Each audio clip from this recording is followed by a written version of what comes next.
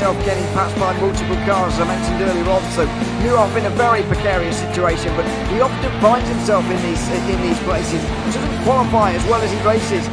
Up front they are getting with Lee Aberdeen and Luca Varani not very far apart at all here, but I just want to see how Alistair Hay deals with Marcello Kessler coming around the old hairpin.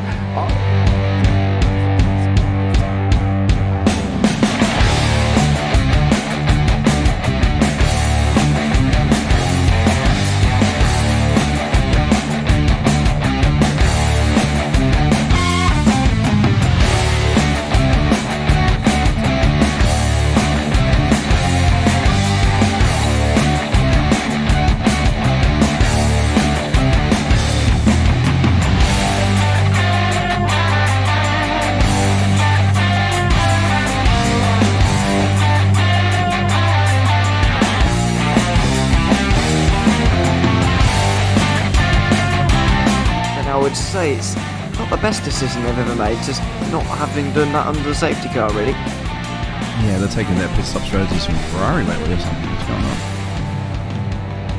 on? In turn one, just too much gas on them, too much feet on the loud pedal, and unfortunately he's dropped you all the way down the order. But Philip Hammer is out in front by an 8.91 seconds.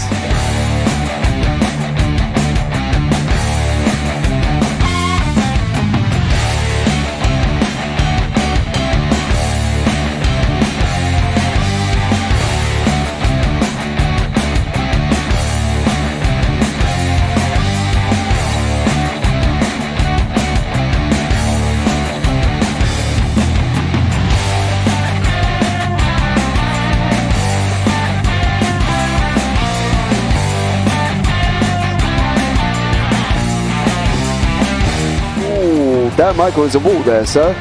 And it definitely doesn't want to be hitting that earlier on as well.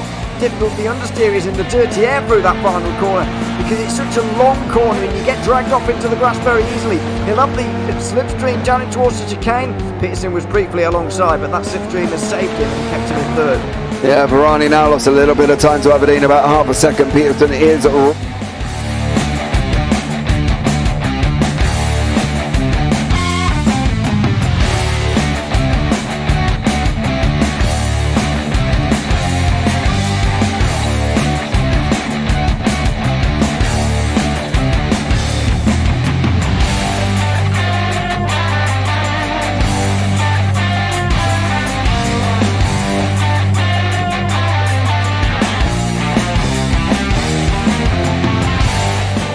Pike's pushed Morton forward up ahead. He's got out of line. Is now Pike going to have a go at Werrell? Don't push him off. He's in the championship fight. Jack Werrell chasing down Carl Jacklin. Further down, Rob Williams and Chris Barnes. Sensational run outside line now though for the heavy braking zone. Around the outside goes the Audi R8. Look how much Miller's come back into play. Exactly. Miller's still such up. He's left on second and change. All of a sudden Miller's back in play.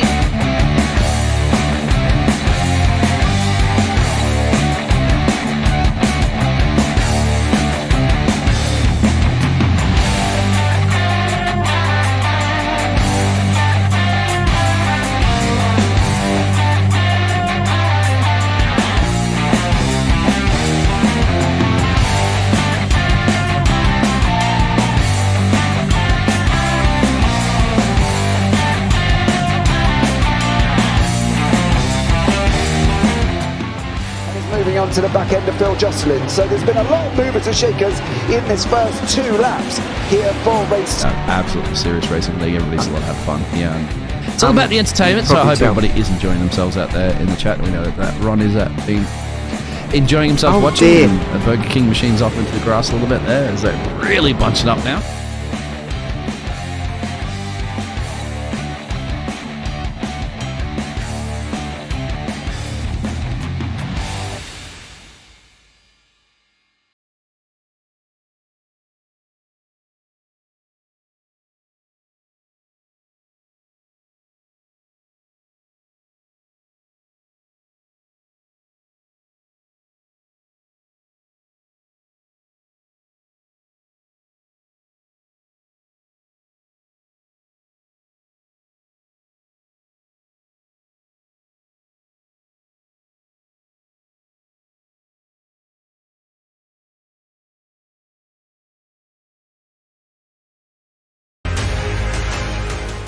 Does he have it? Medeiros is going to get it. Oh, look at Johnson!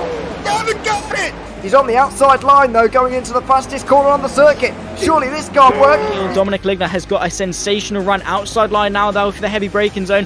Around the outside goes the Audi R8. Look how much Miller's caught back into play. Exactly. Miller's still start chopper. He's not on second and change. All of a sudden, Miller's back in play. Can Barry do it? Big Barry's gonna do it! Big Barry!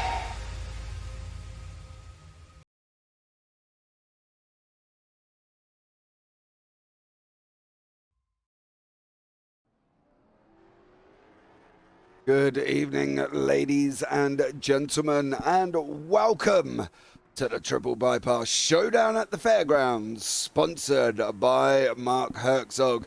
I am James Parfitt. I'm going to be joined in the booth this evening.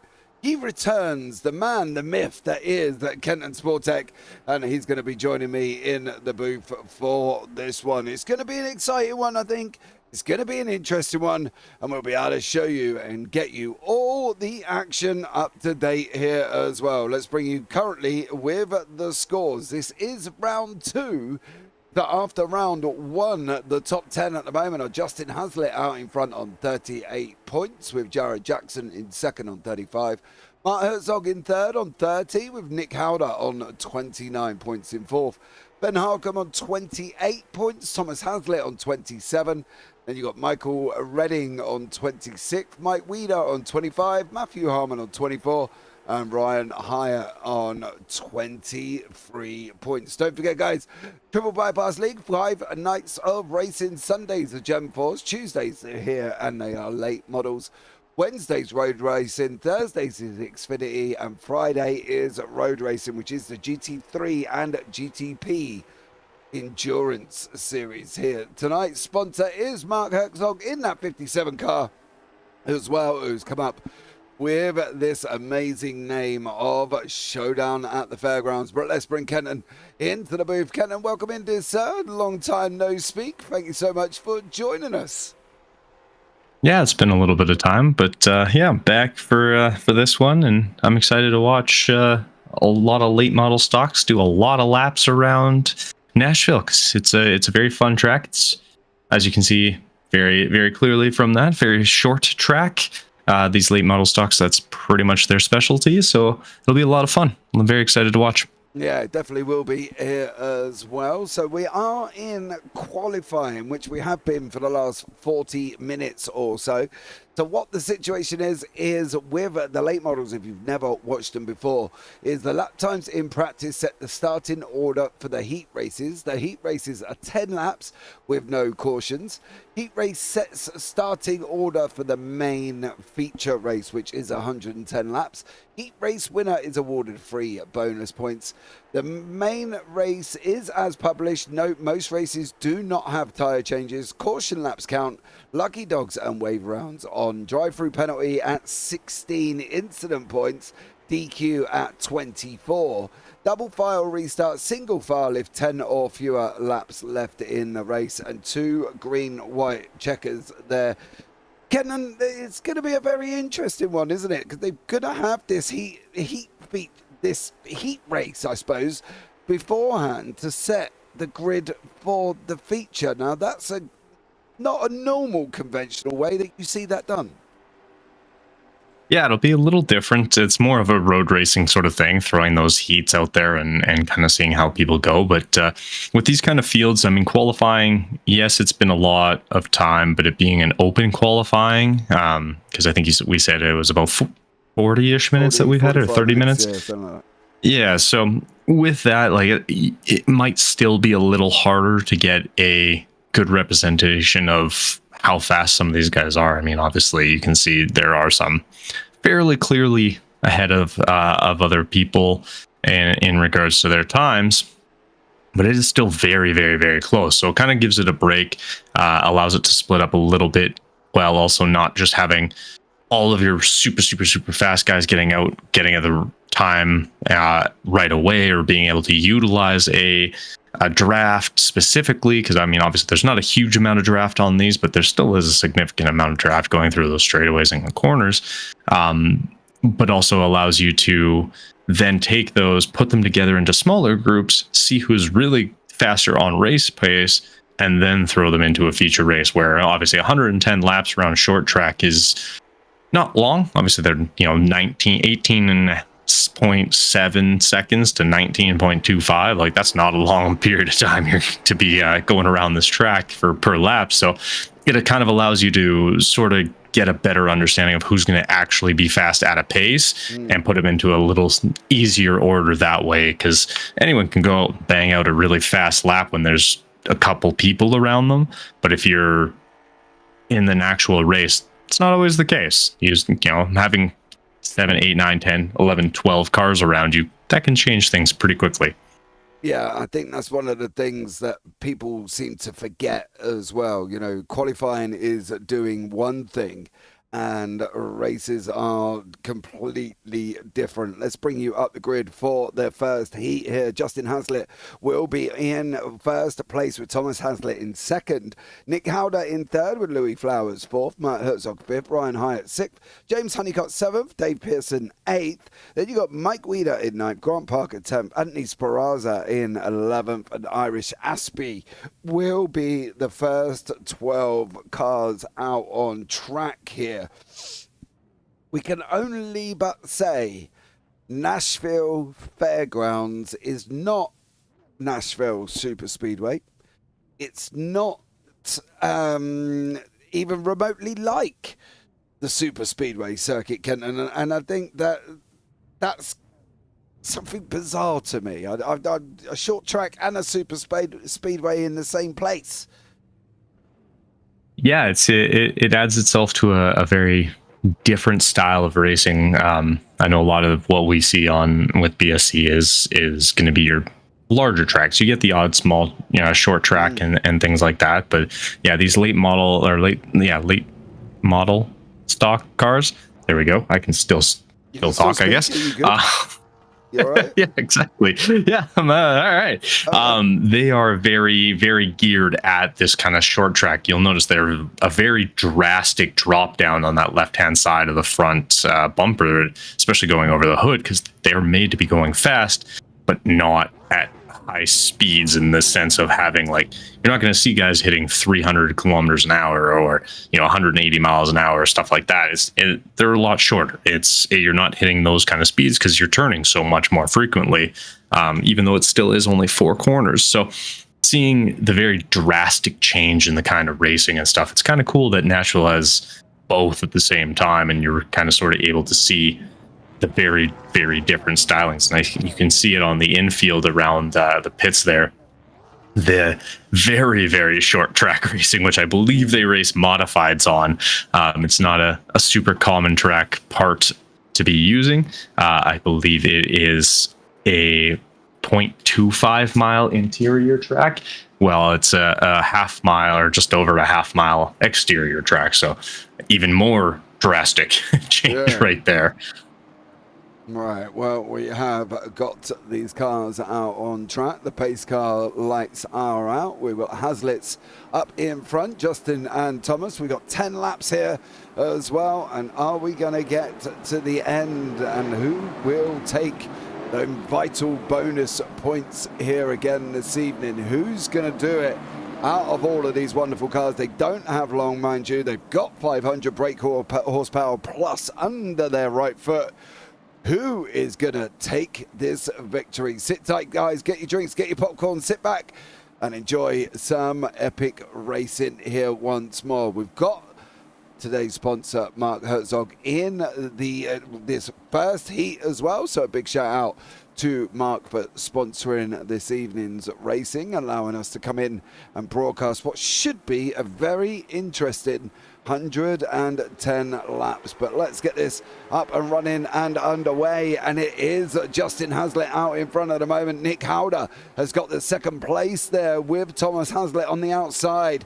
Mark Hertzog, big old slide from Mark there right at the beginning. Ryan Hyatt through, and Honeycutt there behind him, tucked up on the inside as well. Are we likely to see short, fast, double line racing, Kenton, or are we going to see single file, do you think? For this race, I wouldn't be surprised to see a little bit of double filed sort of races going on. It looks like Halda had a little bit of an incident coming out of that corner. I think he's collected himself on that inside wall and bounced back off of it. Looked like coming out of, I think that's 2 that he was coming out of, and just kind of hit Thomas Hazlitt. Yeah, and that's not going to end well. These cars. Yeah, I mean, they are made for close racing, but not when you're occupying the exact same space as your other cars. But and you can see we have Justin Hazlitt having a much better time than Thomas there. But yeah, these cars, you're for the most part going to want to stay pretty single file. Just it's very short. They're very tight corners. I mean, it's a half-mile total length. Like you're not getting, you know, the 2.5 mile tracks like Daytona and stuff where there's a lot of space to kind of move around and, you know, get a big run coming out. Like if you get a run, you have to commit. There's no kind of indecision. If you kind of are like, oh, I'm going to try, we'll see, it's not going to work. And you're going to end up either collected in a wall or in the side of another car. So you have to be very decisive, especially with such a short race. For the heats to get into the final race here. So I would be surprised if you see a lot of anything other than single file, unless someone's trying to make a move. For the most part, it's just kind of keep it all together, especially right now. Like once we get to the feature race, maybe a little more as guys try to make moves and stuff. But for this, it's going to just be a case of, you know, hold on and try to not get destroyed. So yeah, I think there will be trying that situation. We've got 3 to go here already. It looks like Justin Hazlitt is going to take this victory with Hertzog in second. Ryan Hyatt will be probably third, and then Honeycutt behind that. I would show you what happened to Halda, but I got a funny feeling this race could be over before I even have time to put the replay file up here. We've got the number 6 of Mike Weeder. He is chasing down James Honeycutt for 4th place. Who's going to be able to get that one as well as they're coming into the final 2 already? Justin Hazlitt out in front, absolutely dominating this, Kenton. He led from start to finish, and he ain't looked back since. Yeah, I think it was 1.6 seconds he had as a lead, almost 1.7 all the way through that. Like he just kind of took off. I mean, obviously a little help that Halda had a little bit of an incident with Thomas Hazlitt. And that kind of pulled them away and gave him a little breathing room. But fantastic drive out of him. You did what you need to do on these short tracks. You're much less likely to have an incident if there's no one around you. So good job by him.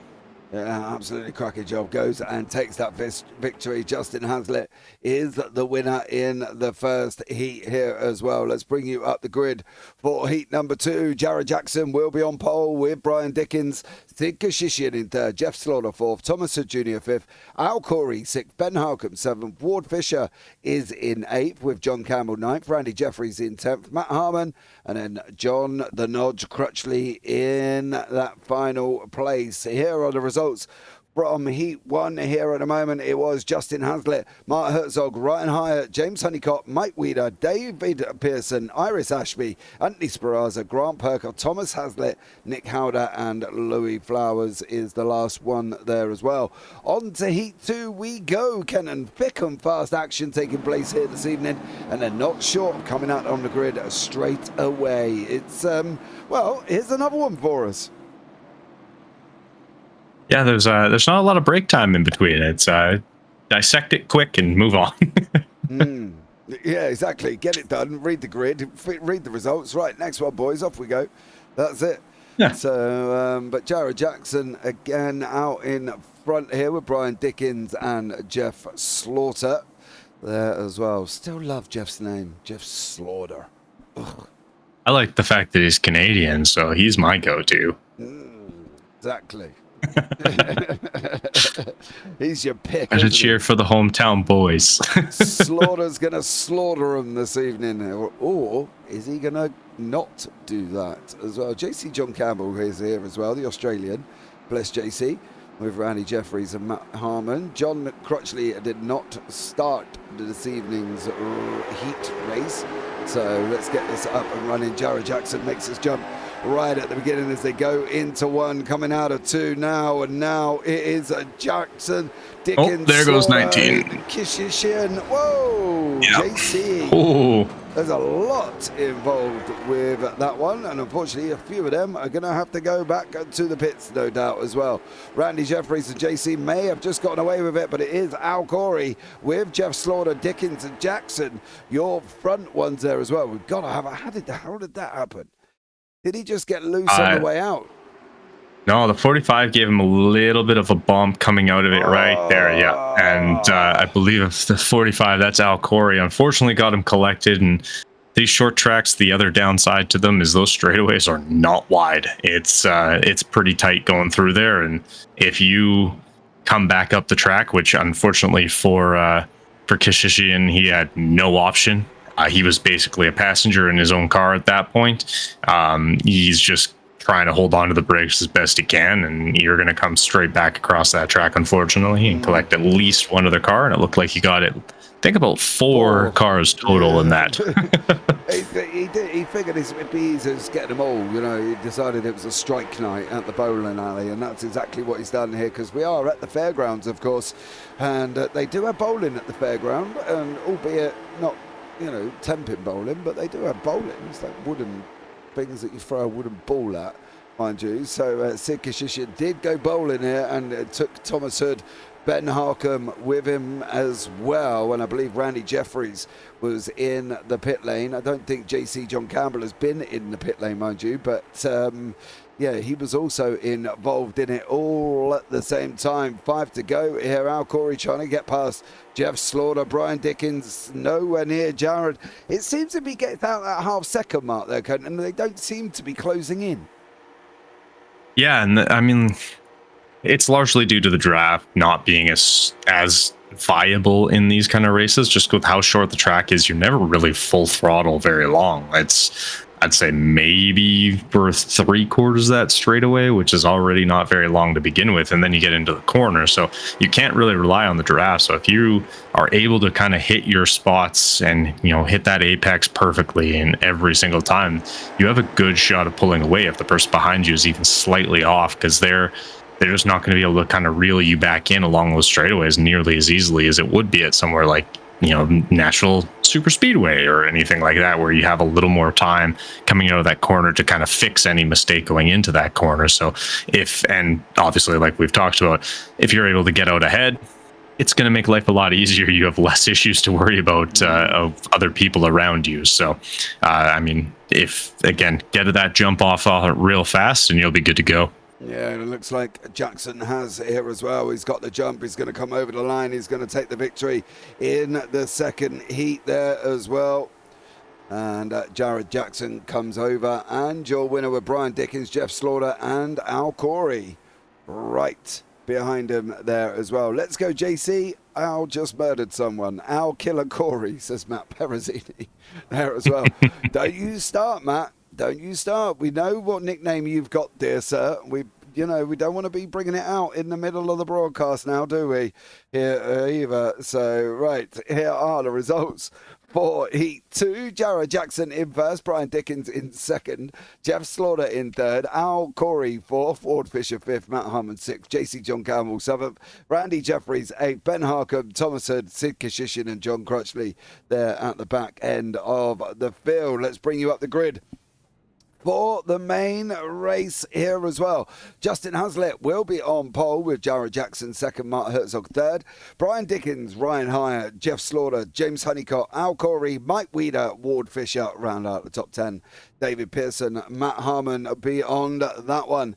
Iris Ashby in 13th with John Campbell 14th, Anthony Speraza 15th, Randy Jeffries 16th, Grant Parker 17th, Ben Harkham 18th, Thomas Hazlitt 19th, Thomas Hood Jr. 20th, Nick Howard 21st, Sid Kishishian 22nd, Louis Flowers 23rd, and John Crutchley in 24th place here if he is obviously on the grid. Do you know, it's going to be very interesting for this young man, young Thomas Hazlitt. He's got to be able to start making his way through the field, because clearly he's got pace to run up the front here, Kenton. How's he going to do that at this very tight circuit? It's not going to be easy. It's definitely going to have to take a little bit of finesse, and very much take advantage of any mistake that happens in front of you. Now, careful of crashes and things, because obviously, as we saw, one little mess up or one person spinning, that's going to cause a lot of chaos. So it's going to be, very, very strategic is how you're going to have to move up. Make your moves when you can, and don't try and force a move, but don't be afraid of taking advantage of an opportunity that presents itself, because you're not going to get a ton of them. It's, this group, they're very quick. They're not very far apart from each other. I mean, obviously Hazlitt, I believe that's Ryan Hazlitt, or sorry, not Ryan Hazlitt. The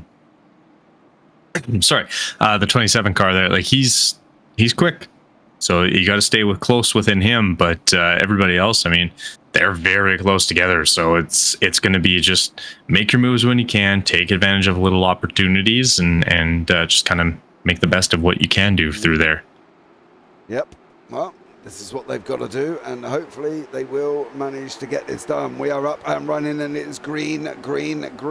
Justin Hazlitt out in front in the 27 with Jared Jackson. Mark Hertzog tucked up right behind him as well at the minute. Brian Dickens, the 122, was in the wall then, with Jeff Slaughter tucked up right behind him as well. Now we've got Weeder, Fisher, Pearson, Ashby, Harmon, John Campbell making his way through, and Thomas Hazlitt up 3 places already as he's trying to make his way through the field here. 1:08 to go already. We've already done 2 laps there out the middle of nowhere, Cannon. And at the moment, Justin Hazlitt sitting up front. Yeah, and he got himself a great little burst off the start. And obviously being on pole, you get to control how soon you can kind of move there, which is always really nice, because they have to react to you, whereas you know what you're doing. So you're able to get that little bit of boost of a speed. And it's unlike some of these super speedways and longer race courses, getting a good jump on these short tracks is actually a good thing, because it allows you to sort of stay out of trouble. As you can see, there was with Slaughter, obviously he's dropped down a few spots there. Now he's, I think, dropped down 2 spots, and that was nothing he did. It was just the car ahead of him clipped the wall, and he now slowed down as we see the 3 take out 3 cars there, and that will bring out our first caution. Caution number 1 on lap 4. Brian Dickens looked like he had a moment there as well. That's the 122. And then I think that's the 3. Ryan Hyatt. Yeah, he got loose, and the 122 unfortunately just had nowhere to go.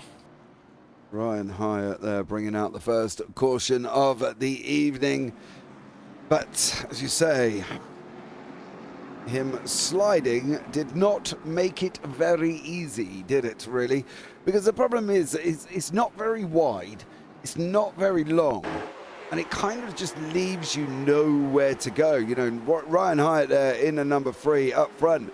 There was contact with Mark Hertzog originally, though, and then unfortunately that led to him doing that, because if you watch his front end, it does take there, then he goes all loose, then he's out of shape, and then boom, all in that as well. Mike Weeder, Ryan Hyatt, and Brian Dickens, poor Ryan Hyatt there as well. Matt Perezzini, if you are in chat still, some may say karma for Ryan Hyatt, because basically Ryan's been giving Matt grief for the last 7 days, and they've given Matt a nickname that I'm on the understanding, Kenton, he doesn't like it a lot. So Ryan Hyatt was the one who kicked it all off. So for his situation, I believe some may say, payback, I think, on that one. So there you go. Right, we didn't get very far on this half-mile track here, Kenton. We got into lap 4 overall before the caution came out. What have we got to do here? Because we know from previous experiences and multiple leagues, cautions breed cautions, and we've been up the range of 14, 15 plus cautions at some racetracks. Surely we're not going to see that here today, are we? I hope not. I think we hit 19 in one race, if I remember correctly. That was a long race. Yes. But yeah, no, I don't see that. This group is very, very good at kind of staying out of trouble. I think it's, these short tracks, they don't lend themselves, and one mistake can send a problem. But I think largely that was more so a situation of just unfortunate circumstance of someone. I don't want to say he was out of control, but it looked like he was a little faster coming out of that corner than I think he thought he was going to be. And there's not a lot of space to move around. And that's going to be, we kind of talked about what does Thomas Hazlitt have to do to move his way up? Well, it's, take advantage of opportunities, but cautiously in that sense. And so if you try and make something happen that's not there, it can lead to a problem. So yeah, we are back up and running once more in green. Justin just seems to nail that turn 1, turn 2 every single time. He seems to carry more speed through than Jared Jackson here as well. He's going to be very right behind him. Hertzog in there, Honeycott, Slaughter still running there as well in that 88 car, followed by Ashby, Pearson, Ward Fisher and Speranza, who has got the nice shark teeth design on the front of his hood there. And then we've got the people at the back, Mike Wheeler, Ryan Hyatt still at the back as well, Louis Flowers, as we said with Thomas Hazlitt. He's up 8 places, he's sitting in 11th at the moment here, Kenan. Not a bad charge back so far from him. He slowly started coming through the field after what was a bit of a bad heat race for him there as well for Thomas Hazlitt. Yeah, he's definitely he is taking advantage of those moves, and he's racing smart. He's not doing anything crazy, not pushing super hard, or doing anything that's kind of reckless. He's just keeping his race going, hitting those apex, hitting those corners properly, getting on the exit, not doing anything like over aggressively, and just kind of taking advantage of what's happening ahead of him. Obviously, the crash, taking out a couple of cars definitely helps and allows him to kind of slip through, but he's made a few passes, gotten some good jumps going, and kind of hasn't gotten himself boxed in. And with these short tracks, with how narrow they are and how hard it is already to pass, just trying to make your way around those corners, if you get boxed in and you've got a car below you or a car above you, it does make it much harder to kind of move around, because you're kind of stuck and pigeonholed into where you can move and how you can actually take those corners, and that's obviously not what you want to do. No, absolutely not. Iris Ashby there, one of the newcomers to the league, I believe, this season. I've not seen him before. What is that livery? It's a Puffs livery in the nice pink and black there. I don't know. I've never seen that before in my life. But there we go. He's repping the pink. Oh, manly men wear pink. And that's without a shadow of a doubt. Grant Parker in the middle here as well. He's in that Skull Classic late model there. Thomas Hazlitt. We've got a lot of on-edge racing boys in this one this evening. Thomas Hood Jr. is on edge. Then we've got Justin Hazlitt. It's OER on edge racing. Jared is on edge racing. Slaughter's on edge racing. Thomas Hazlitt's on edge racing. Howder's on edge racing. Hood's on edge racing. There's a lot of on-edge racing, including Brian Dickens, who happens to be a lap down here as well. He's at the back, near the back of the field, apart from a Crutchley. I don't think John's actually taking part here this evening. He's on edge racing once more. So a lot of on-edge racing reps there once in the pack here. Oh, wow. Wow. Oh, wow. There goes a lot of cars. Yep. A lot of people. Oh, like I said, there's not a lot of space when a crash happens. You are, it's going to go sideways very quickly. Oh, dearie me. Iris Ashby there as well. We just talked about how lovely your livery is. You haven't made it pretty anymore. Oh, he's all loose. And then it's just boom, boom, boom. Look at that. Ouch. 1, 2, 3, 4, 5, 6, 7, 8, 9, and Ashby's upside down. So that's going to be an interesting cockpit view, which of course we will be showing here as well. It is full. He's all loose there, isn't he? You can see it already. He's fighting with it. Can't stop it. Round he goes, up in the air. We've got a great view of all the other cars. Here he comes. Oh. And then on to the roof we go. So we've got Iris Ashby, Dave Pearson, Grant Parker, Anthony Speranza, Matt Hartman, Thomas Hood Jr. and Mike Weeder. We also had Al Corey in that one, Brian Dickens, Randy Jeffries and Ben Harcombe here as well. Let's have a look from the point of view of Al Corey. What did he see coming round the corner here as well, apart from a whole complete mess there as well. Wreck, bang, unfortunately for Al Corey. And as you say, Kenton, he couldn't go anywhere. There's just nowhere to go, was there? It's, yeah, that was just packed. Yeah. There's nothing. His options were hit that one car, hit the cars above him, or hit the wall. So that was really not very good options, which unfortunately for him is a little tougher to sort of deal with.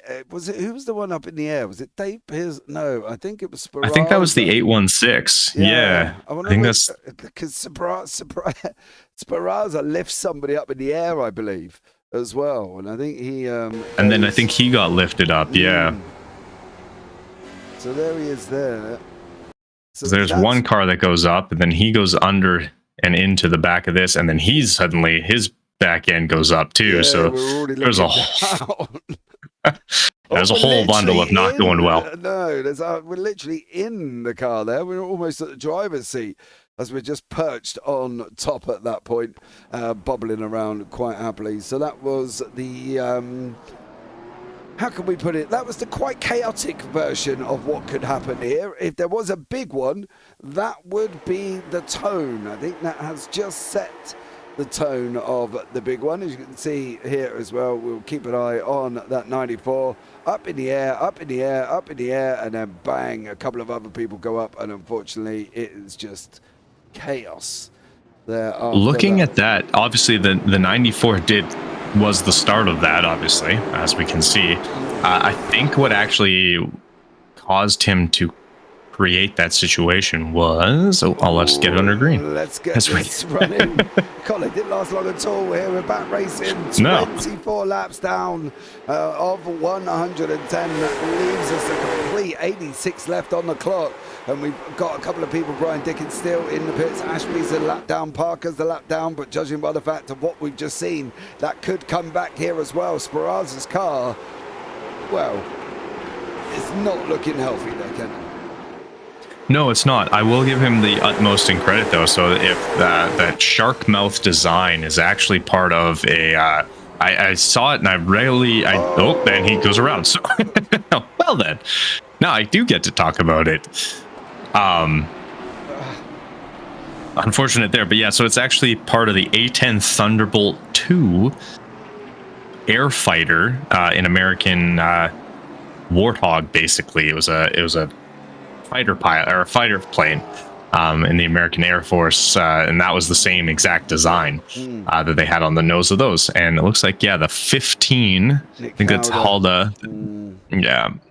We might just need to go back a little bit before that, because I've got, there you go. He did just go in, unfortunately, into the back of him, and Speranza just goes round as we're on caution number 3 on lap 25. Pit stop aplenty for the fast repairs. Hopefully they're going to get all of that lovely bit of damage that they've had on their car done and dusted here as well.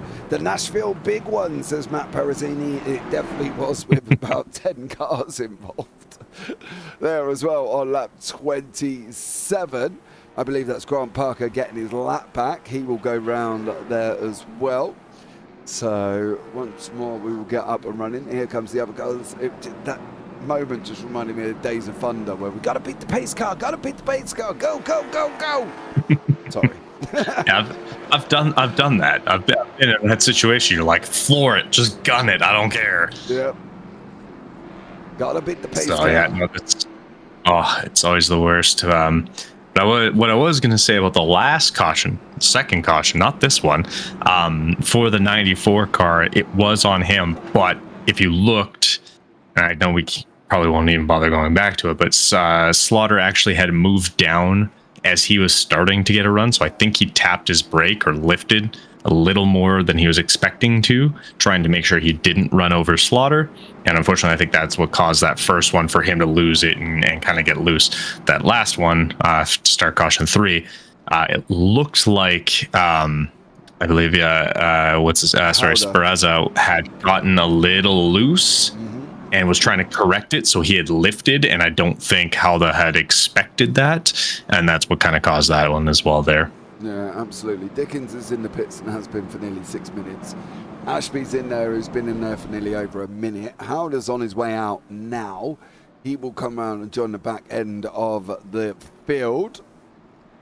Pace light car lights are off, so we will be going green after this one. The 22 has just got out there as well. Unfortunately for Dickens, he's been in the pits for 6 minutes. I'm guessing somebody may have forgot to unclick their fast repair and possibly could have used them already.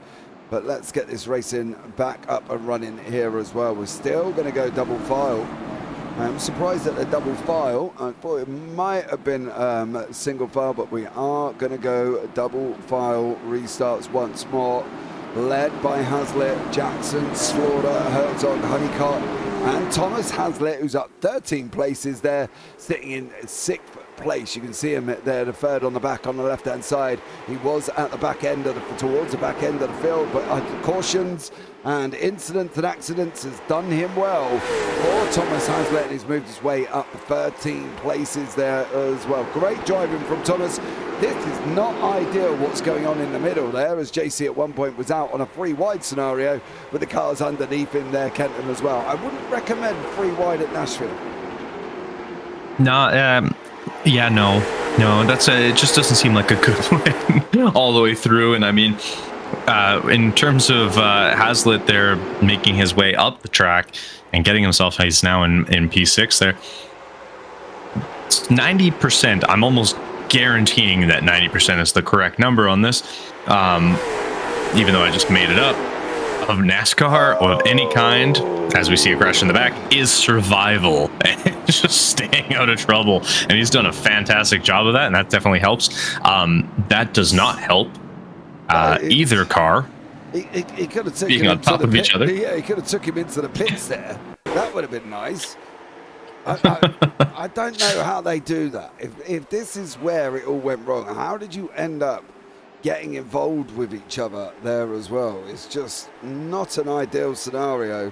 Keep an eye on Ryan Hyatt and the 84 of Ward Fisher. Does Hyatt come down? Does Fisher come up? No, Fisher comes up.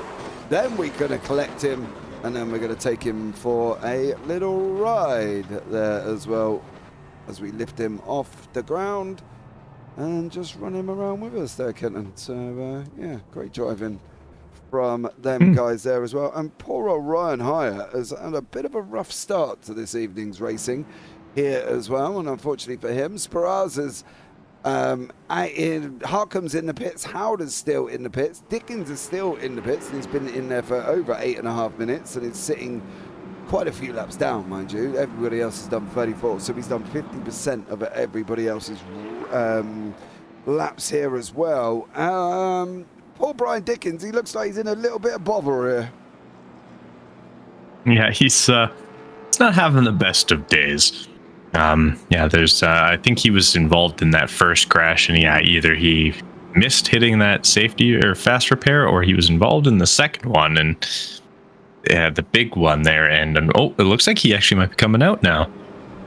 Is he lifting up for a brief moment there? It looked like he lifted up the pace car. Right, is Brian Dickens on his way? No, he's still stationary. Nope. It just showed up on mine as he was leaving the pits, and I was like, what? No. As we can see, I believe that's the 15 of Halda getting a wave around. Yep, or no, he was just moving up some spots. Yeah, Ward Fisher. And rushing his way into the pit lane. It looks like he's going to be hopping in really quick. Avoid that here's a spot. We talk about this all the time when it comes to pit stops. Obviously, these guys don't have tires, so you're not really going to be pitting or extra tires, so you're not going to be pitting for those. But, this is not a track you want to have to pit under green, because it is going to be rough. Getting into that pit lane is sketchy. You're on mid-corner on a short track with a giant block, basically, it looks like, on the inside of that turn to prevent, that one there right on the end of the concrete.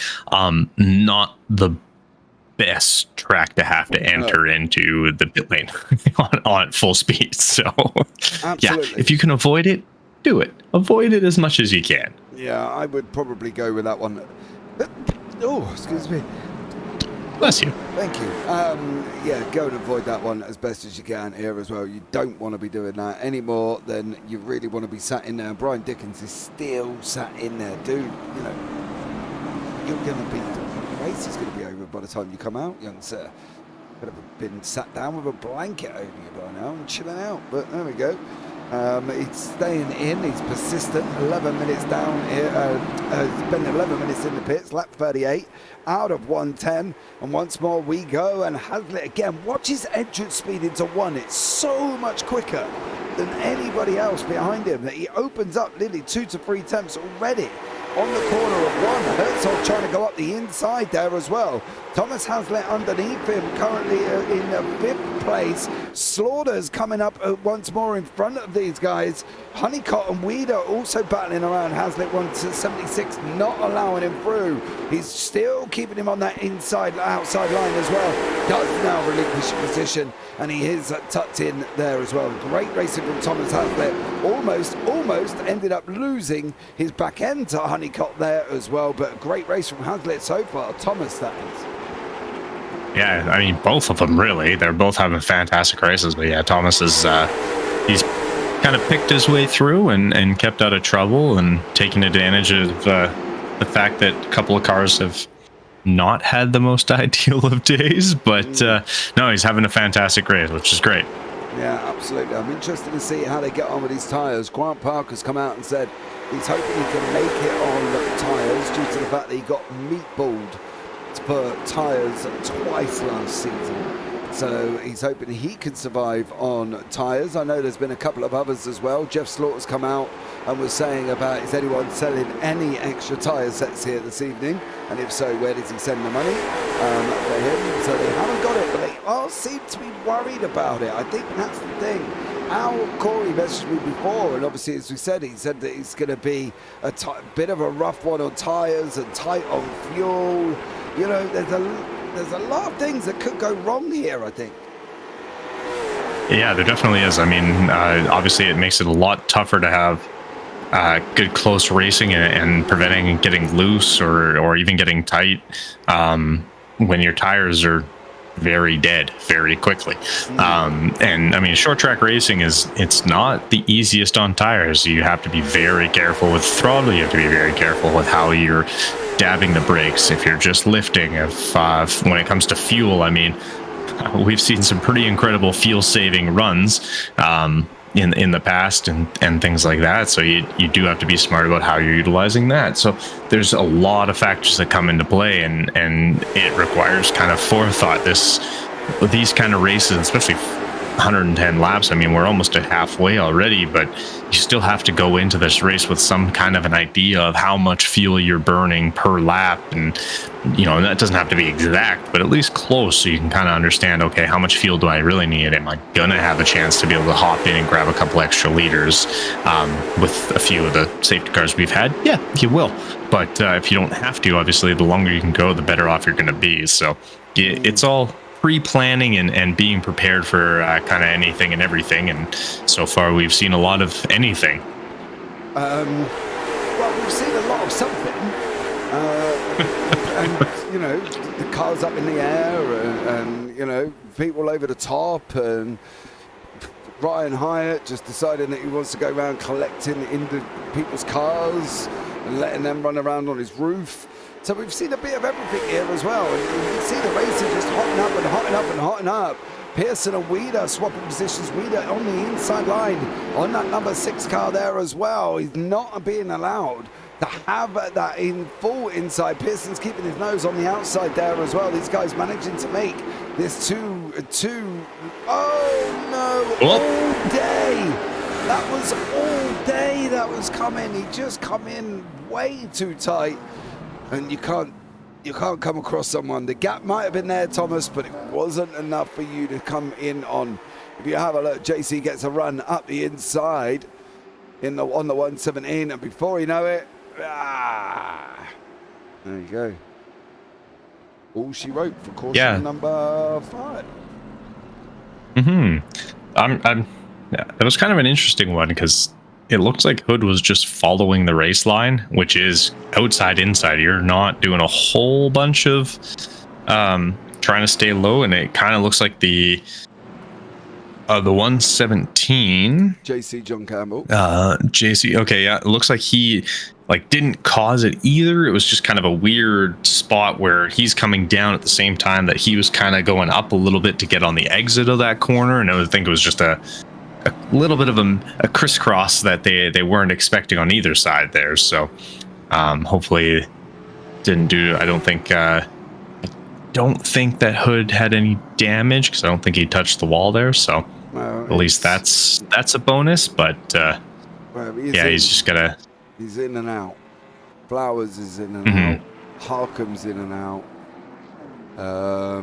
Ashby's still running. Sparaza's still running. Hyatt's in and has been for a while. Dickens has decided enough is enough. I'm not getting involved. I've been in there for 15 minutes and he's now out. Perezzini, the incident points will be playing a factor tonight, I think. I believe you could be correct there, because I'm probably aware of at least 10 cars running around on a 4X after all being involved with each other. So there's got to be people, give or take, relatively close to that with contact as well, Kenan. You know, they've only got 16X for a drive-through. Yep, and I mean, you want to try and avoid that if you can. Obviously, having to go back around and take a little trip through the pit lane here, and we've talked about how difficult the pit lane is to get into it for that, and it's not a very short pit lane. It's kind of deceiving. You're like, short track, how long can it be? But you enter in between 3 and 4, and you actually exit basically at the end of 2.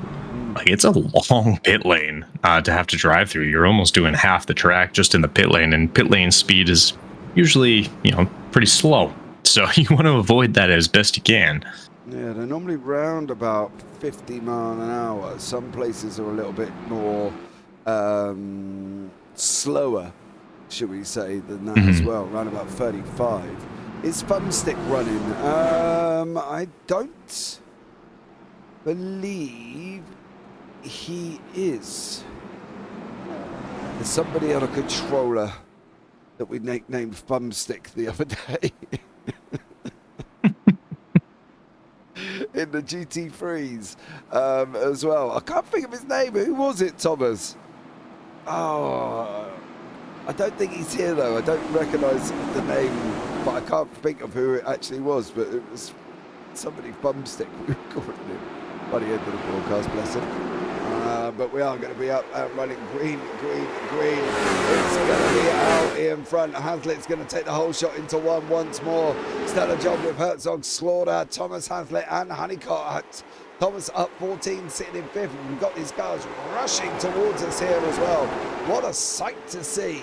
All of these guys are battling it out on this very short half-mile oval here as well, with 5 cautions deep, 5 on lap 50.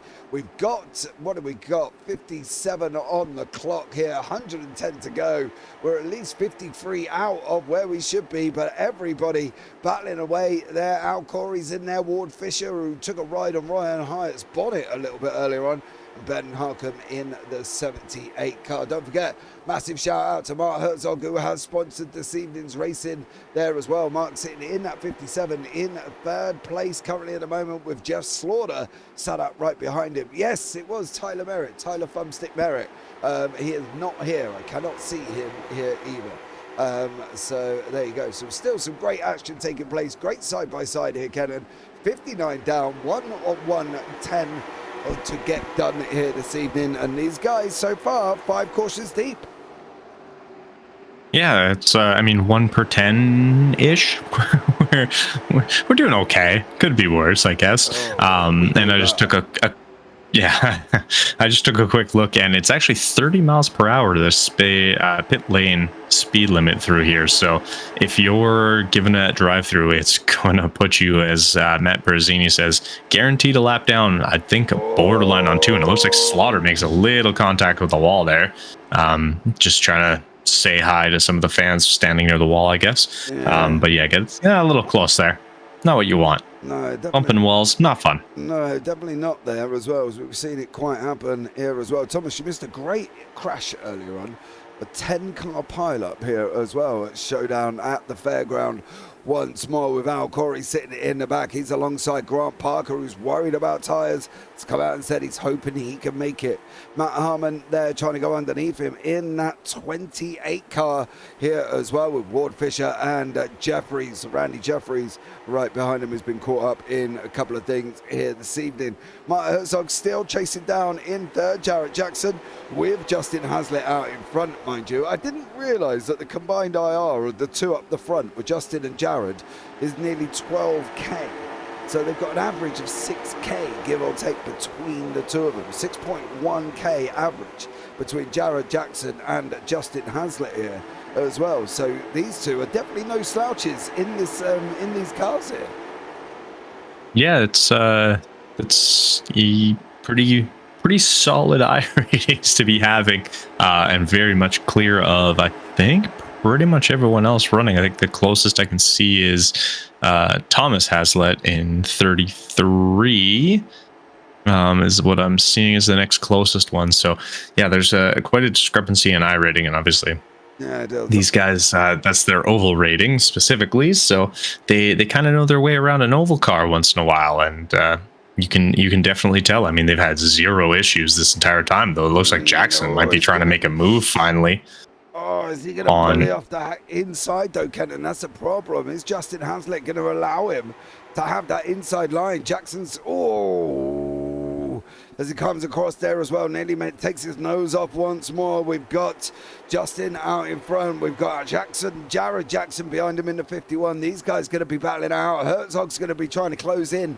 He's got Jeff Slaughter for company once more here, Kenton, as they're going down into turn 3 on lap 68. Yeah, the downside, though, for Jared Jackson is making a move this early and putting that kind of undue stress on those tires. Like, we're already having conversations about, are they going to even make them with these tires? How bad are they going to be beat up by the end? Well, that's going to be something they have to kind of consider. And if you're trying to make moves now and putting a lot of extra stress on those tires, you might burn them out for the later half of this race. I mean, we're over halfway now, but that last 15-20 laps is going to be super important to be in a good spot, and if your tires can't even handle it anymore, then that could create a whole other bundle of issues. As we can see, that looks like Hertzog is going around that. Only collected one other car. It looked like contact made with Slaughter, but I'm not sure if Slaughter hit him or just took advantage and kind of it looks like a little bit that Hertzog kind of came down after exiting kind of high, or entering the corner pretty high, and Slaughter was there, and as Hertzog came down, there just wasn't anywhere for Slaughter to kind of go unless he completely backed out. So unfortunately, I think that's just a racing incident, but that's the safety car almost takes him out too. Yeah, he did a 4 UE there, did Mark Hertzog, unfortunately for him. It took him 4 turns. Him and Mike Weeder were to me to you, shall we say, here across the track as well. But lap 72, 6 cautions deep here as well.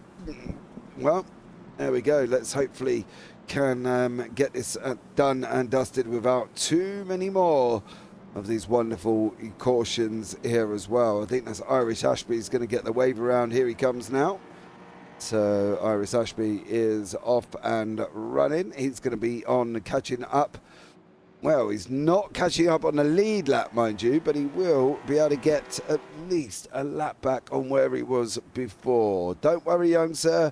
I've been 3 laps down at the start. I still finished on the lead lap. You can do it, Iris. I've got faith in you. That was my flurry in a NASCAR at Daytona.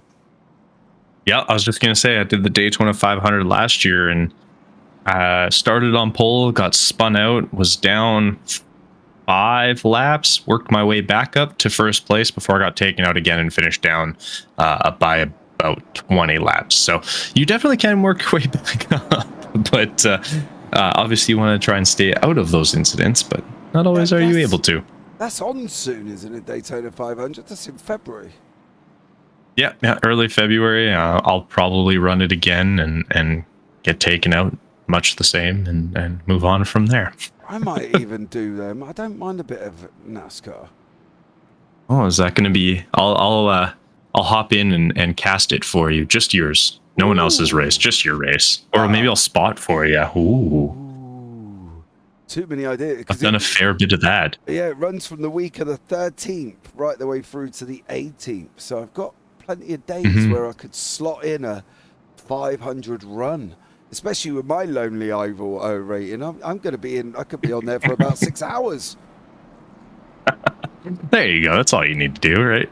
Gives you lots of time. Gives me loads of time. I might as well just. I could probably go out first and go out 10 laps down, and I'd still come finishing on a lead lap. I can tell you that much. My overall rating. Well, saying that, my overall rating. My son's been driving on my account, and he ain't quite mastered, should we say, the technique of oval racing. Let's just put it this way. And every time I hear, Dad, I did Daytona, I said, let's get on. Well, the guy on the outside come down on me and spun me out, and then I ended up at the back, and then I go, okay, bud, no dramas. So Draft Masters, it's the worst thing they've ever done. Yeah, it's the best, but worst. It was in the Draft Masters, let's just put it that way. So, right, let's get this up and running once more as well. 75 on the clock now. Here we go. Let's see what happens once more. Sid is the 5th admin hacks. Sid is 5th admin hacks. No, Sid 6th. He missed the start. He just got overtaken at the beginning. So Sid's in 6th place currently at the moment here as well, with JC John Campbell around the outside. He's trying that outside line with a 21 of Dave Pearson tucked up on that inside run there. Justin Hazlitt still managed to escape again here, Kenton, for another run once more here as well. And a great job from Justin, still managing to hang on. What more could you ask for? I think I could ask for Thomas Hazlitt's end of the things. He's up 16 spots now in P3. So that'd be about the only thing slightly better than Justin leading. I think, yeah, he's led every single lap so far. So that would be the only other thing that would be comparable to how his day's gone. And yeah, I mean, Thomas has had a fantastic race. He stayed out of trouble, gotten himself right up in there, and he's definitely in the mix. And obviously, as we're talking about, you know, the Daytona 500 and stuff like that, and much like that, this race is very similar. How you do in the first half, as long as you're on the lead lap, doesn't matter. Anything can happen in those that final bit of the race, and you can end up right up in front. So as Jackson looks like he's going to try and make a move. Yeah, he's trying here, Ken, and he's definitely trying. He's crawling all over. He's got 30 on the clock left. How is he going to be able to do this? Can he send it? He's got to send. The problem is for him, is Justin so quick going into turn 1, that 1-2, that for Jared, he's got to come off 3 and 4 and try and just get the nose at least remotely alongside him to be able to push Hazlitt off that inside line. Hazlitt's running a line that's basically a half and half. He can't quite decide if he's going to run straight down the bottom. So he approaches it in there, and he just sits it just off the yellow, just off the white above him, and then comes off that corner. So he doesn't leave Jared a lot of room to even try and stick his nose up the inside. And Jackson's just got to kind of get the pace and go for it, but he hasn't got the pace to go for it. Yeah, and I mean, Hazlitt, Justin Hazlitt, he's making his car almost 3 cars wide with doing that. Like, you don't leave a lot of space towards the apron for Jackson to really make a move, but you're not leaving a ton of space for him to get a really good corner exit and entry coming out of or into those corners. So he's really making that car feel like it's about 3 cars wide. So fantastic way from him by defending. It's not, he's not doing anything that's causing issues or anything like that. Jackson, I think the downside for trying to make a pass on the inside is usually you have to get up on the inside on the straightaway, but then you have to brake more or lift a little more going into the corner so you don't over speed the corner and slide up and either take out the driver or completely have to lock up your brakes trying to avoid taking out that driver. So yeah, he's coming. He's going to set him up in a minute. Jack. Yeah, it looks like he's trying to set him up here. I think that's the thing, isn't it, Ken? And he's been running a higher line. There was a couple of laps where he kind of almost used the banking like a slingshot to come off at him here as well. He knows he needs to slingshot him at some point, but he's just got to be able to try and do it, and that's the thing. But I think he's going to be setting him up here, and I wouldn't be surprised if within this last 24 you saw Jackson go for it. Oh yeah, he definitely needs to kind of set up some form of a, as you said, slingshot.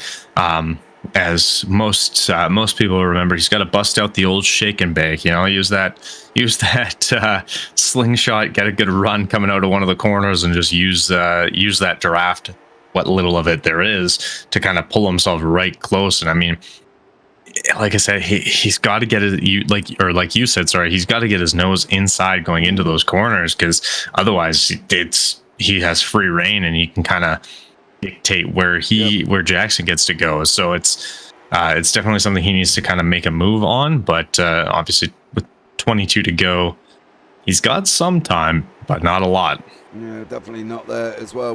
Mike Weeder, Ward Fisher here as well with the 62 of Louis Flowers behind him there as well. I've just read poor old Anthony Speranza's race report that he's just put in the Discord chat as well as Honeycutt and Kashishian now as well. Kashishian goes underneath. Honeycutt goes around the outside. He's trying it here as well. He manages to hold on to it. We've got two banks of two. You can see them 2, 4, 6 all battling out with Pearson and Harkham and JC John Campbell battling away here in that 117 Krispy Kreme livery machine. The man from down under here as well. So great racing from all of these. Now you can see Jackson really, really close. And poor old Speranza, what a disaster of a race for me he's put. But Jackson's nose is going to be there. Just run it in a little bit deep. Run it in deeper on him. He has run it in on him. He had to run it in on him. Now it's going to be who's got the battle of the wheels on the way out. And unfortunately, it's still Justin Hazlitt there as well. Yeah, Anthony Speranza, what a disaster race for me. Start 15, get to 7, caught up in the big one. Race restarts, gets collected again. Race restarts, and he gets dumped. I pit and leaving the pit, get penalised for passing the pace car. A few laps later, get hit on the pace lap and disqualified. Oh, poor old Speranza there as well. That sounds like a horrendous race for anybody, Kenan. Yeah, that's definitely not usually how you want the race to go for you, but an unfortunate day, but live to drive another one. I think it says he's still in the pits, but yeah, I think unfortunately a rough day for him. And in terms of Jackson, and this is the downside to trying to make a pass in short track racing and stuff like that, is you get a good run, and unless you can get by the guy coming out of the corner, it's really tough to make a pass. And that's strictly because you have to lift/brake a little bit more getting into the corner, but you also can't get on the throttle nearly as quickly as we see that happen. Poor old JC. No. In the wall, no caution. Was right into the pits. Right in the pit lane. Bargain for him. So that worked. I mean, it could have been worse for him there, Kenan, I think.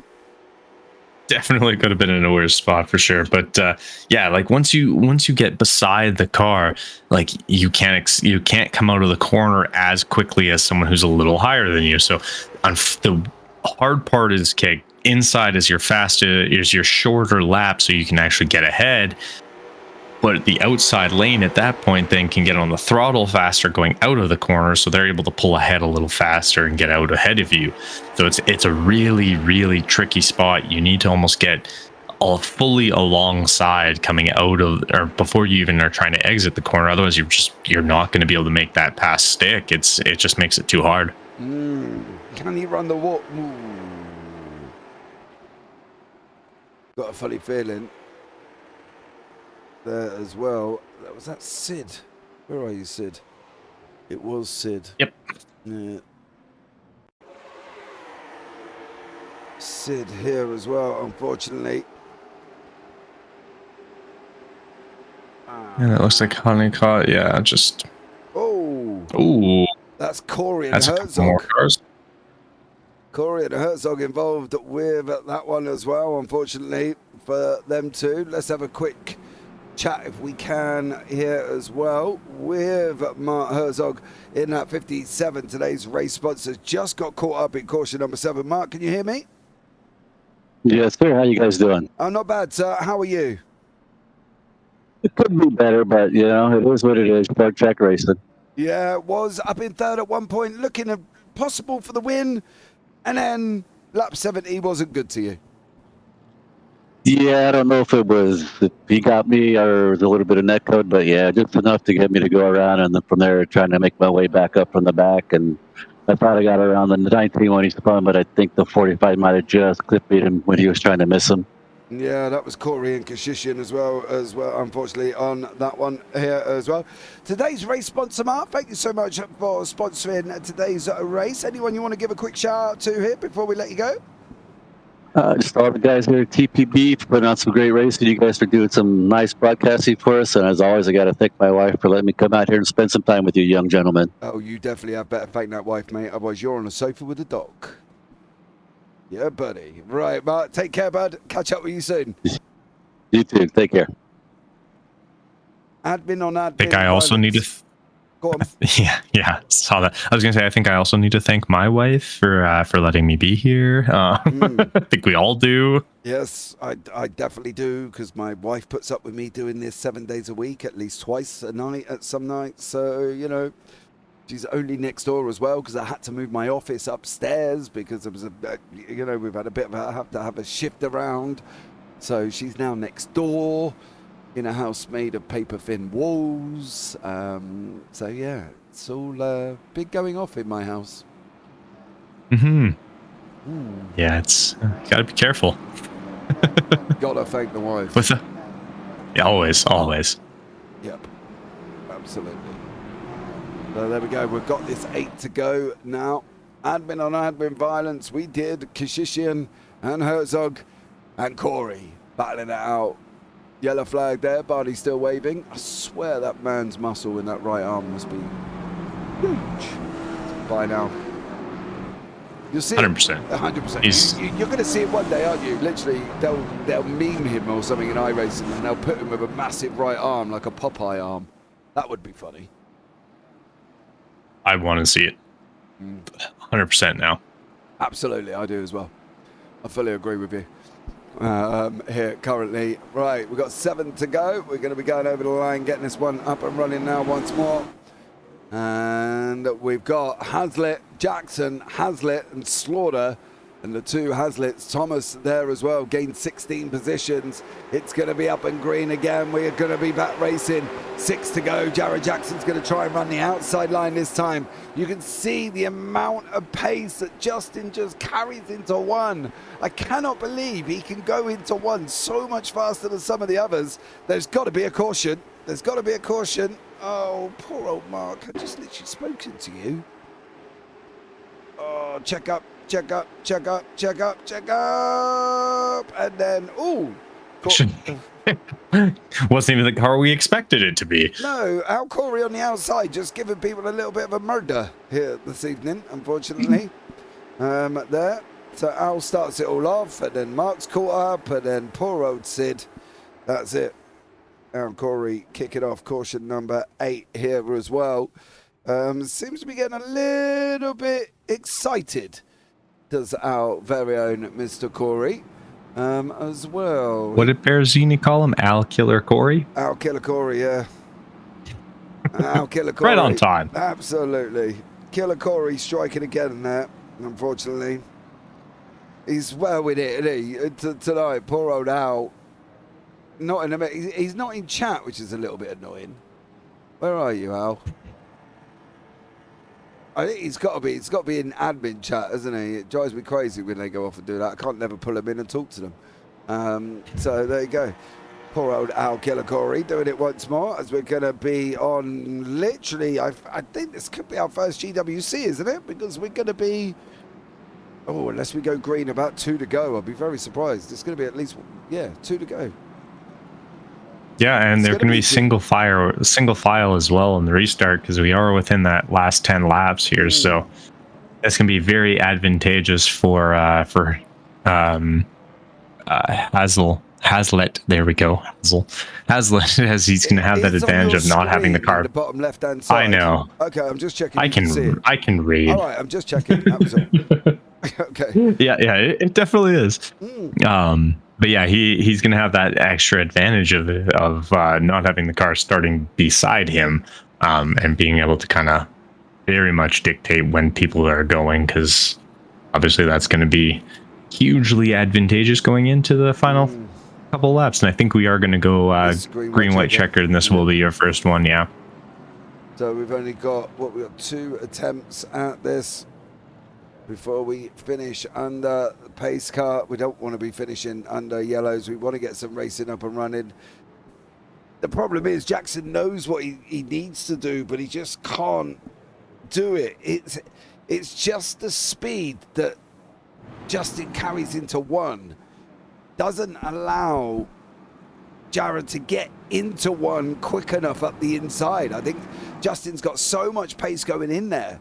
There's just nothing Jared can do, and he just seems to be able to bury it and run it in, get it stopped and get it round, because he does such a great job coming here into turn 1 as well, Ken. And I think, to be honest, I can't see past Justin for the win here. Maybe I'm a little bit preemptive, but I think that it's possible that he's going to take the 1, 2, 3. Yeah, I mean, barring, I think, his own kind of mistake, I got a feeling that this will probably be his race to lose at this point. But it'll all come down to how he does in the last couple laps and how many times someone decides to make an extra move. And yeah, he's gone. He's gone already, isn't he?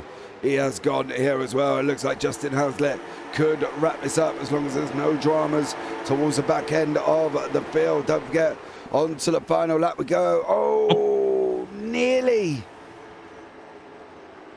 So close. So close. Randy Jeffries didn't actually look like he went anywhere there. I don't know what went on with Randy Jeffries and Sid. Oh, there we go. On the 119. Sid's trying to go up high to get out. Whoa, where are you going? No. And poor old Mark Hertzog again. Mark! Oh, he's having a day. Dear me. I got to be honest, Mr. Jeffries, I'm not entirely sure if you watch this back dish, so if you'd like to send me a DM and just tell me where you were off to at that particular moment, at that particular time, because I'm pretty sure if you're trying to come in, you need a spotter, dear sir. Unfortunately, there as well. So, yeah, back on the final one. Caution number 9, lap 111. And we've got Jeffries, Kashishian, and unfortunately, Mark Hertzog once again involved in this little caution number 9. So, there we go. Free to go once more. Final one, I believe, Kenham. Yes, this will be the second and final of our green, white, checkers. So hopefully a little smoother. Hopefully. Time that we go. Yeah, let's hope. Let's hope. I wouldn't mind, but the lap times, like literally within 40 seconds, we can get this done if they all just stay in the line. Not a good night to be a late model admin. No. Unfortunately for them, they've been caught up in a few, Matt, to be blatantly honest with you here as well. Hertzog, Kashishian, Corey, Kashishian and Hertzog. So not a good time for them, and obviously Al Killer Corey doing his bit here. We get the run once more. And he's gone again. They can't get near him.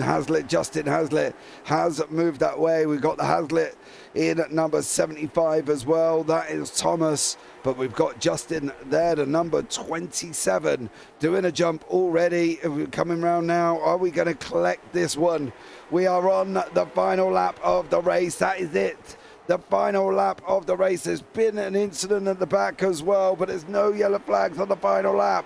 Now we're coming round into 3. It's going to be all over. It's going to be Hazlitt. It's going to be Justin Hazlitt there in first place with... Whoa, what's going on with the timing now? It's all a little... Whoa, hello. Where are you going now, Corey? Any ideas? I have no clue what that was, but What? nailed it, I guess. Nailed what, apart from himself against the wall? Oh, hold on a minute. Was this the incident with Flowers there? Killed him again. Killed somebody else. Killed another 2. He's killed himself. What is Al up to this evening? Al, Corey, get in this booth.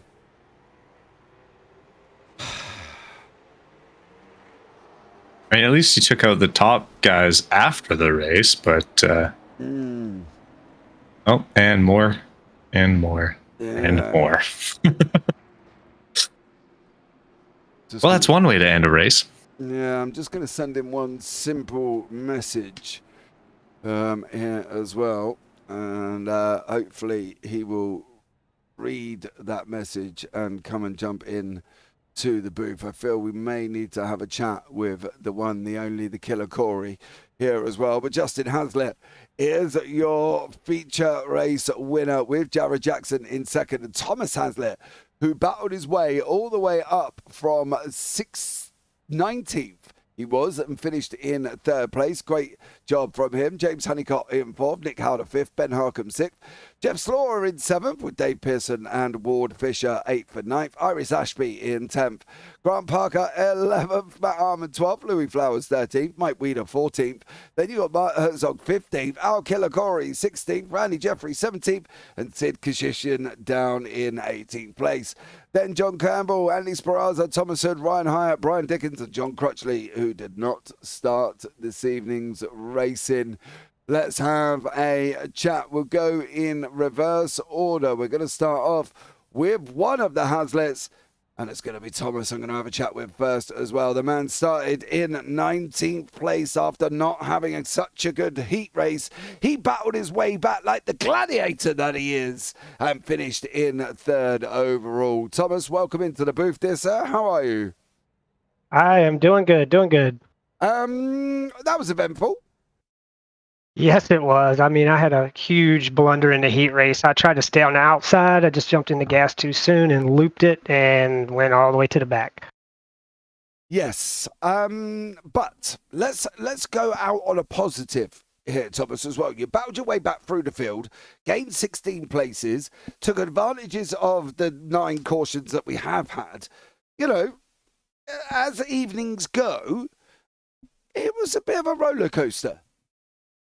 Yes, it was. It was really fun, though. I just tried to be patient. Usually I get a little antsy when I'm in the back like that, and I just tried to stay calm this time and just take the spots when they were there, and if they weren't there, just ride. Yeah, and that's, I think there was probably quite a few people who probably could have done just that, to be honest, as well, you know. But for you, overall, is it fun coming through the back end?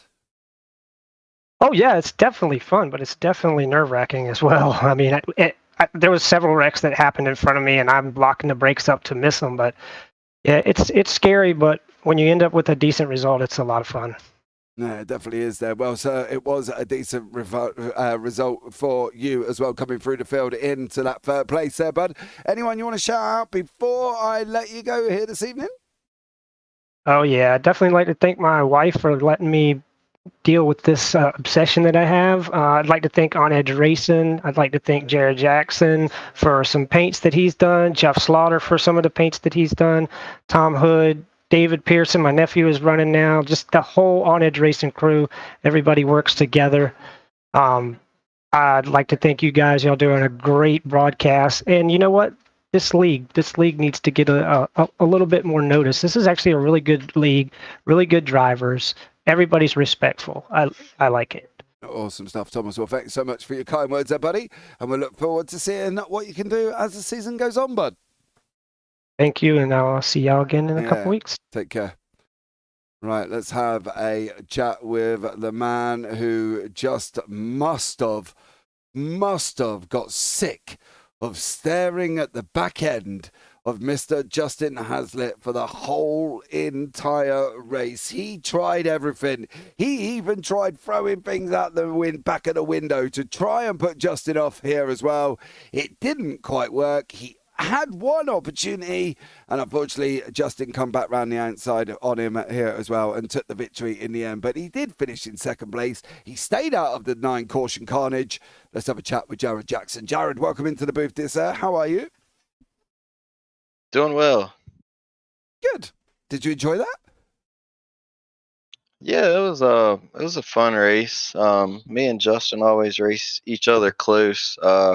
We're good friends outside of this, so it's a little bit tricky when you're racing somebody like that. A lot of times I'm a little bit too nice. Yeah, you had a couple of occasions where you could have got your nose up the inside of him at one. I think, for what I've noticed as it goes on there, as I just watch you go and career into Alcori after the finishing line, as well, is Justin's turn 1-2.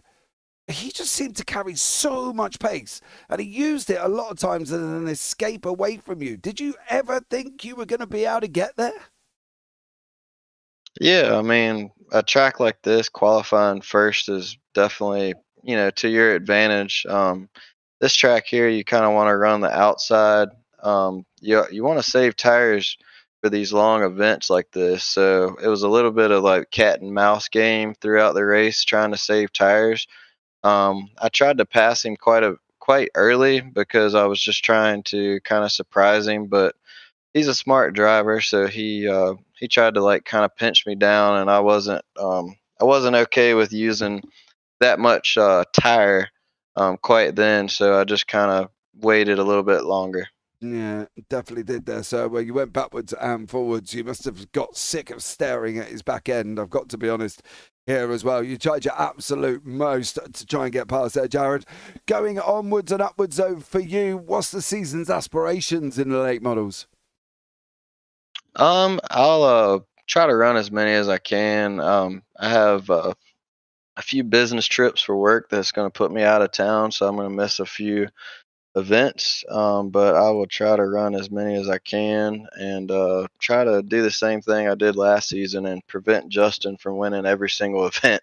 Oh, yeah, that would be well. I can recommend a controller and a laptop, Jared, and take that with you. Yeah, that's an idea. But yeah, it was a fun race. It was a little bit of a bummer to run the whole entire race and have a car like sitting sideways coming across the finish line.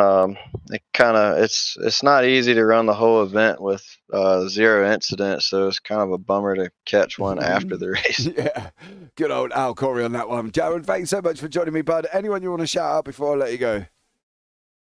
I'd like to thank Zeem Setup Shop. They provide me with all my setups for the official series. You can check them out at teamzss.com. And I'd also like to thank all of the On Edge Racing guys. We have a great group, a lot of fun, and we put a lot into this, and it shows on the track.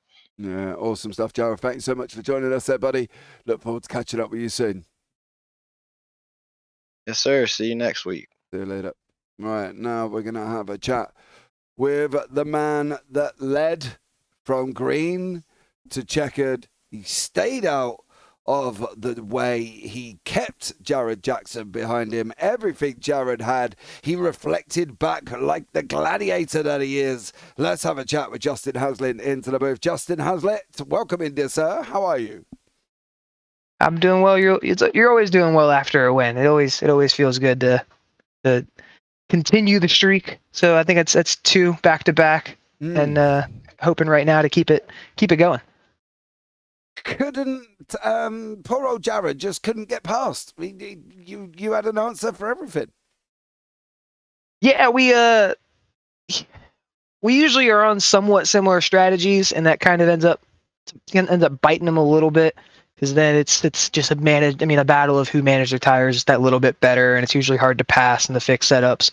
But that time he was trying a little bit off strategy. He tried to push me a little bit harder early and try to get in the lead to be able to control the race.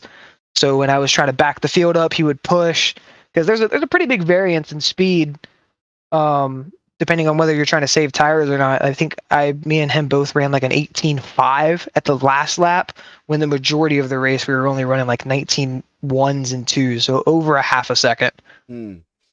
Yeah, I think there was some worry about people whether or not they were going to be able to finish on the tyre sets. How close was you on the end? Did you look at your tyres when you come over the line? From what I heard from a couple of the people that were in my Discord, a couple of them were like in the 50s on the right front. One of them was in the 40s.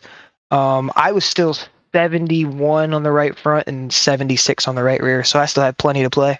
Yeah, definitely did that as well. So you kept Jared behind you, as you say, 2 for 2. Are we going to see Justin take the championship? Sure as hell, I'm definitely going to try. Hopefully I'll be able to make all the races this time around. And yeah, I would. Jared's going to give me a run for my money, though. A lot of it comes down to which one of us is a little bit faster at that track. Like last week, he definitely could have had me at South Boston. But usually these little bit bigger tracks, a little bit more banking, I tend to do a little bit better. Yeah, you definitely did. You kind of positioned your car just off the yellow line, or just off the white line, and it kind of almost made it sort of, as Kenton said in the booth at the time, you made it almost 3 cars wide without inadvertently having 3 cars out on track. Was that a plan to be putting him in that position? Yeah, absolutely. So like when you're trying to save tires around this track, it's you wanna kind of roll it on the bottom. The passing lane, the only way you're ever gonna get it done is if you can get on the outside of somebody here. So like that middle groove, you hold it there, they get to your inside, you can just pinch them down and they can't get the run off the corner. If they want to look high, you're already in the middle, you can just kind of hold it there. If they're ballsy enough to go to the high groove, all power to them, but I'd have the ability to pull them off. Yeah, absolutely. So you did a great job here this evening as well. Thank you so much for joining us, Justin. Anyone you want to shout out before I let you go? Yeah, absolutely. I want to thank everybody over at On Edge Racing. It's Nick Halda, my dad, T.A. Hood, which he got wrecked out, Brian Dickens, David Pearson, always Jared Jackson. I forgot about him too. I was racing with him the whole time. And of course, I always got to thank my mom, otherwise I get yelled at. Definitely thank your mum. Good job there, buddy. Probably the one that cooks your dinners. Absolutely. Yeah, man. You take care. Have a good one, bud. And we look forward to catching up with you soon. You as well. Have a good night. Well, there you go, Kenan. 3, well, I would say 2 happy drivers. 1, missed opportunity maybe for Jared. Yeah, but also no, because Justin just ran basically a perfect race. There was not really much in terms of options to be able to get past him, but at the same time, he didn't really give him much opportunity to even be close to him. There was only a couple of times where he was able to even be within striking distance, and then he kind of shut those down with, like, as he said, you pretty much had to go on the outside if you were going to even try to make a pass whatsoever. So